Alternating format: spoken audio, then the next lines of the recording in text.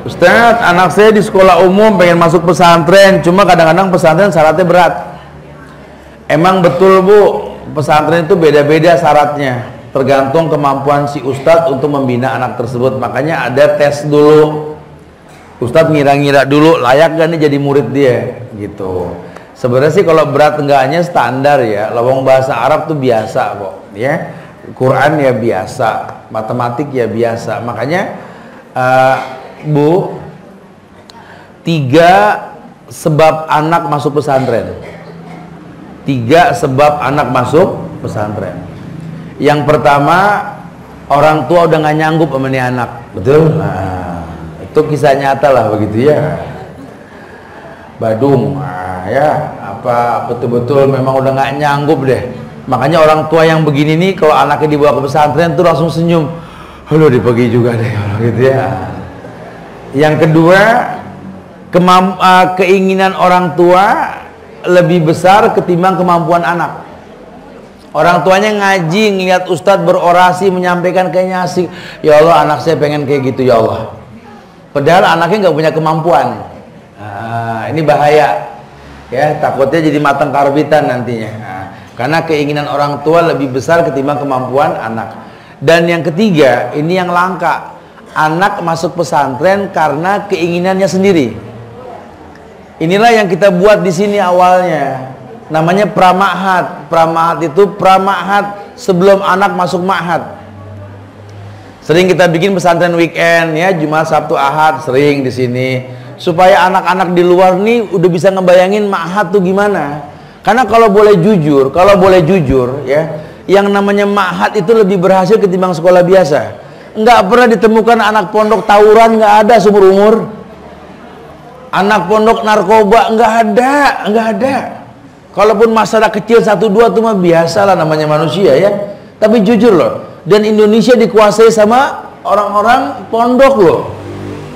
Ya, besok kita ada reuni 90 tahun Darussalam Gontor. Itu Masya Allah ya. Ini pejabat pemerintah anak sono semua gitu loh. Anak pondok dahsyat loh. Kenapa? Kelebihannya apa di pondok? Anak pondok itu berteman sama ustadz-ustadzahnya, bukan cuma di kelas, di luar kelas. Anak kita bisa bangun pagi karena memang ustadzahnya bangun pagi, ustadznya bangun pagi. Anak kita semua sholat berjamaah karena ustadznya sholat berjamaah. Di rumah belum tentu. Bahkan anak-anak sekolah umum maghrib masih di jalan, nggak sholat maghrib, nggak sholat isya, asar boro-boro. Ilmu apa yang mereka dapat?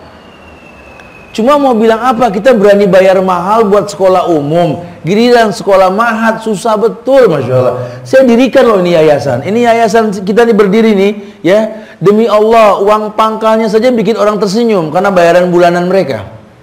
Kenapa? Karena banyak umu-umu nih, abu-abu nih suka ngomong, Ustaz, kita nih suka berat. Ya Allah Ustaz, sekolah Islam itu mahal gitu ya. Ya udahlah, bismillah kita buat deh. Kita buat gitu ya, yang murah nih gitu ya. Artinya memang ya kejangkau sekali, uang pangkal 3,5 juta dengan bulan 600.000 kan mudah sekali ya, cuci, makan, apa semua. Itu kalau bayar full saja, bayar full, semuanya bayar, uang pangkal, bulanan, full, itu kita masih minus 35 juta buat gaji ustadz tiap bulan.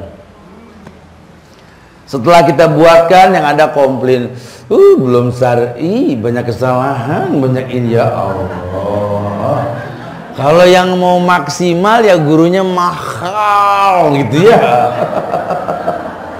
Ini kita nih emang kadang-kadang siku caping gitu loh ya.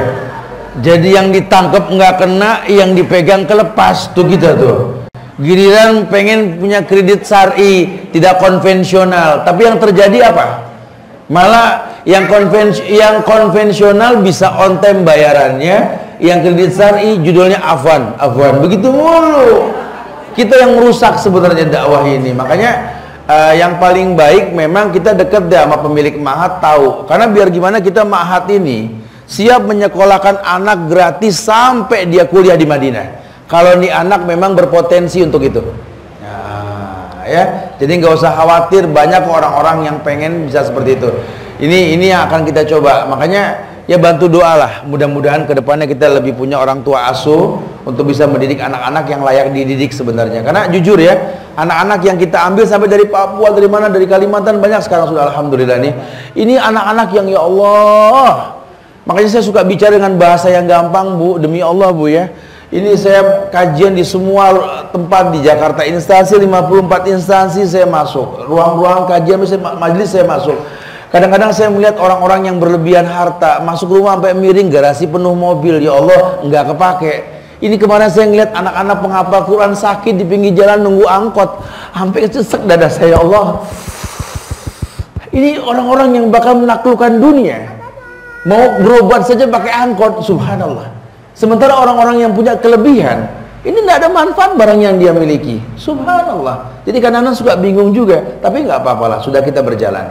Karena Allah tidak buta, fa innaka fi ayunina, kata Allah, kalian dalam pengawasanku. Nah, terbukti akhirnya berjalan dengan waktu, Allah berikan kemampuan insya Allah. Ya makanya kalau judulnya ketar-ketir hati, Allah yang tahu, apalagi kalau sudah mulai akhir bulan, ya Allah. Tapi subhanallah jadi asik. Ternyata hidup kita berguna buat banyak orang insya Allah ya. Allah musta'an.